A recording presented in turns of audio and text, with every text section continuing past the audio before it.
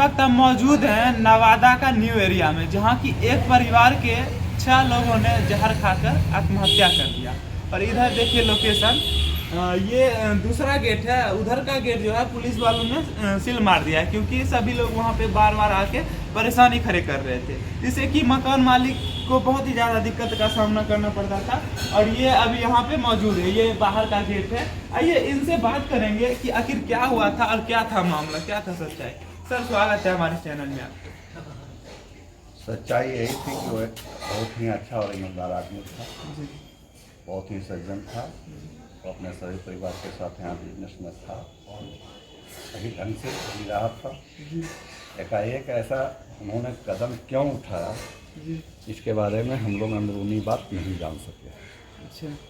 क्योंकि यहाँ से 20-25 वर्षों से वो लोग रह रहे थे, लेकिन कभी ऐसा महसूस नहीं होने दिया कि मेरे साथ क्या है। वो स्वाभिमान के साथ अपने आप को खत्म कर दिए। जी, मतलब मरने से पहले जैसा कि वो लिखे थे या बोले थे कि 10-12 लाख कर्जा, उसके बारे में कोई जानकारी हम लोगों को उसने नहीं दिया कि मैं कर्ज से के बोझ के तले दबा हूँ। जी, हो सकता है मैं भी छोटा बिजनेसमैन था, दिया होगा। और आज तो सभी लोग व्यापार के लिए बिजनेस आती पैसा लेते और देते भी रहते हैं। अच्छा सर, सूत्रों के जरिए ये पता लगा है कि 12 लाख के कारण वो सुसाइड किए, लेकिन क्वेश्चन यहाँ पे ये भी बनता है कि वो 10 लाख अगर दो बेटी के शादी में खर्च कर देते थे। आपने भी बयान दिया है कि वो इतना खर्चीला व्यक्ति थे कि कभी कभी आप उन्हें टोकते थे बीच में कि अरे इतना खर्चा मत करो, नॉर्मली रहा करो। और जैसा कि आपका आज तक पैसा में कभी कोई कंप्रोमाइज नहीं हुआ, एकदम समय पे देना होता था। और परिवार बड़ा था, फल का भी दुकान था। तो फिर कर्ज का क्या लगता है, इसका कुछ और बात है या कर्ज ही कहीं? और ये तो उसके बचे हुए जो बच्चे हैं वही हम पूरी बात बता सकते हैं कि क्या। लड़का कौन है? अमित कुमार, उसी ने मुखाग्नि दिया है ना? जी हाँ, मुखाग्नि दिया। अच्छा, वो कि जब मर्डर हुआ था तो वहाँ मजार पे जाके हुआ था? हाँ, मौत मजार पे हुआ। इसमें क्या वजह, आखिर बताइए। अगर कुछ होता भी तो लोग घर में मरते, लेकिन वो मजार पे जाके मरने का क्या वजह था? इस पे कोई और वहाँ मजार पे जाके मरने का हमको कोई भी नहीं समझ में आता। अगर हमको अंदरूनी वैसा है तो मैं परिवार में बैठ करके, समाज में बैठ करके कुछ बात कर सकता हूँ। हाँ। लेकिन कहीं दूर में जा करके आत्महत्या कर लेना, ये कोई तुक की बात नहीं। और कहीं ना कहीं एक तरीके से ये भी कह सकते हैं कि अपनी सदनता का प्रतीक ये दिया कि आप ना फंसे, ये भी ऐसा हो सकता है। मैं भी बिल्कुल। और वहाँ पे जैसा कभी लड़ाई झगड़ा किसी से किस तरह की नहीं, प्रॉब्लम? आज तक इस ग्राउंड में इतने किरदार हैं, किसी के साथ किसी भी तरह का मिसबिहेव या तो बाहरी लोगों के द्वारा या हाँ। यहाँ के द्वारा कभी किसी तरह की समस्या? कभी किसी तरह की समस्या उत्पन्न नहीं हुई। जैसा कि मजार वाले बाबा जी थे, उनके बारे में बताया जा रहा है कि बराबर वो यहाँ पे आते जाते रहते थे, महीना में 4 बार 5 बार मिला जुला होता था। ये तो अंदरूनी मैटर है उनका, इसमें तो हम नहीं कुछ कर सकते। आना जाना लोगों का लगा हुआ रहता है। अब हर लोग आएंगे जाएंगे तो उसके बारे में तो हम नहीं जानकारी कर सकते। अच्छा, वहाँ पे वो मरे थे तो मजार वाले बाबा का क्या फर्ज था? वहाँ पे उनको देखना था, बचाना चाहिए था ना? अगर उन्होंने ऐसा कदम उठाया तो ऐसा तो नहीं कि एकाएक उठा लिया हो और उसको बोले होंगे। जैसा कि मरने के बहुत देर बाद सुनने में आया कि उनकी बेटी ने अपने भाई को कॉल किया कि भाई हम लोग जहर खा लिए, ऐसा वो रात में उसी दिन। बताइए, इतने देर होने के बावजूद जब तक पुलिस वाले हैं तब तक उनका प्राण चल रहा था, हॉस्पिटल में जाने के बाद दम तोड़े लोग ऐसा। हाँ जी।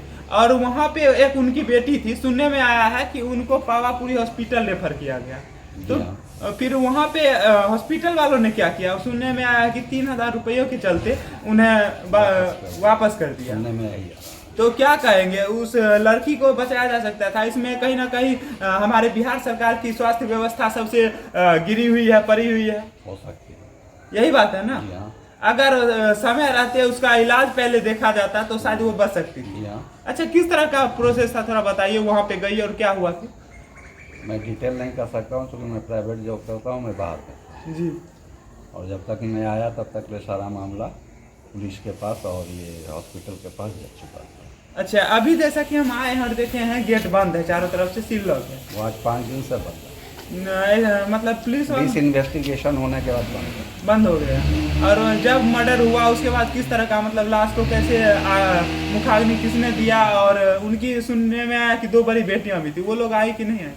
बड़ी बेटी है हाँ और बड़ा बेटा जो मुखाग्नि दिया है सो है। हाँ। दोनों अभी अपने पैतृक गाँव में हैं, जी। तो उन लोग अपना साथ का अच्छा 20 से 25 साल रहा जाना मेरे साथ। जी। कहीं ना कहीं देख सकते हैं कि ये रो रहे हैं, इनका अंदर से कलेजा फट रहा है। जब मैं यहाँ आया इनसे बोला तो इतना बुखार पार के रो रहे थे। बोले कि मैं बोल नहीं सकता हूँ, मैं बोलते बोलते थक गया हूँ, कितने को एक ही बात बोलूँ। बोले अंकल मैं दूर से आया हूँ पूरी रात जग के। तब फिर जाके बड़ी हिम्मत से बोले। मैं बोला उधर चलिए, तो वो हाथ जोड़ लिए, बोले नहीं उधर जाने का हिम्मत नहीं करता है, उधर जाएंगे तो उधर से हम लौट नहीं पाएंगे।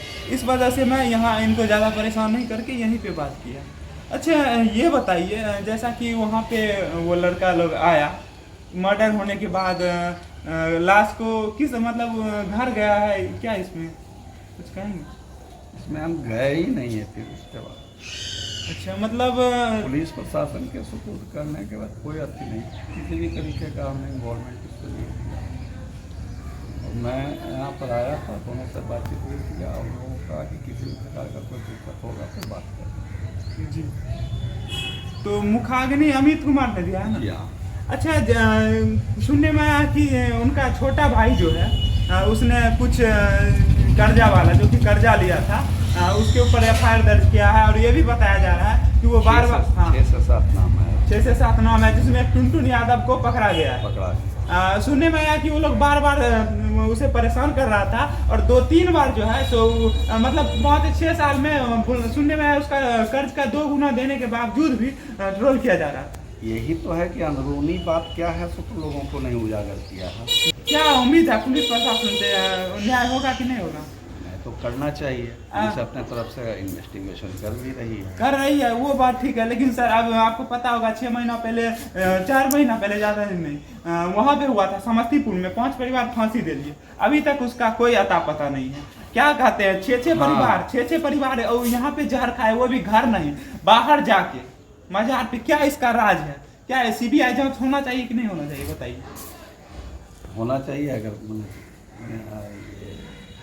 डिस्ट्रिक्ट लेवल पर नहीं हो पाती है, स्टेट लेवल पर नहीं हो पाती है, तो सेंट्रल गवर्नमेंट को लेना चाहिए, लेकिन होना चाहिए। कहीं ना कहीं आप बोले कि परिवार की तरह रिलेशन था, तो आपका भी फर्ज होना चाहिए कि आपके परिवार के सदस्यों के साथ न्याय हो। तो ये कार्यक्रम के बाद ही उस पर एक्शन लिया जा सकता है। यहाँ पे सुनने में आया मनीष कश्यप जी आए थे।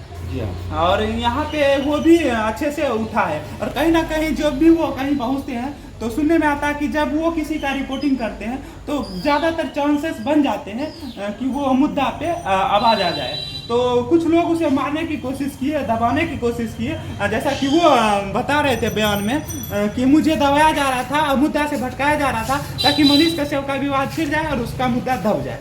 मैं अपना बयान मनीष जी को दे चुका था, उसके बाद वो रोड पे जाकर के उसका शायद कवरेज क्या कर रहे थे, उसमें विवाद हुआ जी। और वैसा कोई खास भी विवाद नहीं हुआ है, क्योंकि आपसे लोग बोल चाल करते हैं उसी तरीके का हुआ। सुनने में आया कि उनके ऊपर हाथ ऐसा नहीं है। ऐसा नहीं है, हाथ उठाने का अथी नहीं हुआ। हाँ उन्होंने माइक उठाया था, हाँ, लेकिन हाथ किसी ने नहीं उठाया। मुंह से जितना लोग बोल रहे, मनीष कश्यप जी ने माइक उठाया, ये गलत किया या सही किया? नहीं हो सकता है, जिसे कवरेज करने के दौरान में डिस्टर्बेंस उनको हुआ होगा तो इशारा तो कर सकते हैं ना। तो ऐसा कुछ नहीं हमको लगता है कि इंटेंसली अथी कर सकते हैं। और वो तो मान लीजिए पत्रकारिता में थोड़ा बहुत होता ही रहता है। क्या लगता है ये भी केस दब जाएगा? नहीं, केस तो दबेगा नहीं। केस नहीं दबेगा। केस नहीं। पुलिस अपने काम में पूरी तरह सजग है। जी हाँ। और जो बचा हुआ अपराधी है, जो कि बचा हुआ है, वो पकड़ाएगा, सब जाएगा। और क्या मांग करेंगे आप सरकार से? सभी लोग आपको देख रहे हैं, सरकार से न्याय की गुहार करेंगे। CBI जांच की मांग करते हैं ना? डिस्ट्रिक्ट लेवल पर नहीं होती तो होनी चाहिए। अब क्या बताइए, जैसा कि सर बता रहे हैं कि डिस्ट्रिक्ट लेवल पे नहीं होनी चाहिए, तो उससे ऊंची ऊपर भी सरकार को भी, भारत सरकार को भी इस पे एक्शन लेना चाहिए। चलिए सर, बहुत बहुत धन्यवाद, आपने अपना कीमती वक्त दिया। और मैं ज़्यादा इनको परेशान नहीं कर सकता हूँ, बस मैं आपको थोड़ा सा उधर का सीन दिखा दूँ। आइए इधर से, उस रास्ते से तो गेट बंद कर दिया गया है, यहाँ पे देखिए इस रास्ते से मैं आपको दिखाता हूँ। ये कोली है, और इस रास्ते से ही अंदर जाने का कार्यक्रम है। इधर देख सकते हैं टावर के बगल में घर। तो ये इधर का लोकेशन दिखा दीजिए भाई। ये देख सकते हैं आप, ऊपर जो है मकान मालिक रहते हैं और नीचे ये लोग रहते थे। उधर का एक मुख्य गेट था और यहाँ पे बहुत सारे किराएदार भी रहते हैं, कुछ लोग पढ़ाई लिखाई भी करते हैं। ये देखिए शायद पहले इसी में वो कचरी बरी का कुछ समोसे वगैरह बनाया करते थे। और इधर देखिए उन्हीं का ये है, और इधर ये गेट है, ये देख सकते हैं ये गेट है। और पुलिस वाले जो है इस पे ताला लगा दिए हैं, ये देखिए। और पहले इस गेट से निकला जाता था, ये गेट आवागमन का रास्ता था, लेकिन अभी जो है बंद कर दिया गया। और इस गेट से अंदर जाने के बाद 3 रूम वो लोग ले रखे थे, एक इधर था, एक इधर था और एक उस तरफ था। और यहीं पे सभी लोग 3 बहन, 2 भाई था, जो एक भाई अमित बाहर रहता था और एक पति पत्नी के साथ रहते थे खुशी खुशी। और इस यहाँ से थोड़ी ही 200 मीटर आगे पे आपको फल का दुकान मिलेगा, जहाँ की अभी वो लोग फल का दुकान चला के जीवन यापन कर रहे थे और अच्छा खासा बिजनेस चल रहा था।